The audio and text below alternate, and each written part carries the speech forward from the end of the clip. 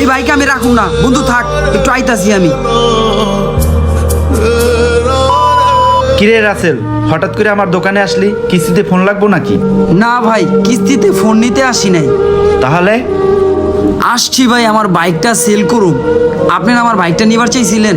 হঠাৎ করে তুই বাইক বিক্রি করবি, কারণটা কি? ভাই বাইকটা বিক্রি করার কারণ হচ্ছে, আপনি তো জানেন ভাই আমার বাবা নৌকা চালায়, অনেক কষ্ট করে পড়াশোনা করে আমার কলেজে ভর্তি করাইছে। আর আমার বাসা থেকে কলেজটা অনেক দূর ছিল, সাইকেল দিয়ে যাইতে আমার অনেক কষ্ট হইতো দেখা আমার বাবা সুদে টাকা নিয়ে আমাকে বাইক কিনা দিছিল।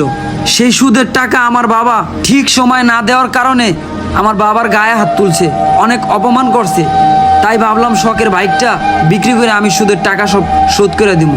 যেই বাইকের কারণে আমার বাবা অপমান হয়েছে, সেই শখের আমার দরকার নাই, তাই বাইকটা আমি আপনার কাছে সেল করে দিব। তোর মতো সন্তান যেন প্রত্যেকটা ঘরে ঘরে হয়, যাতে বাবা মার কষ্টটা সবাই বুঝতে পারে।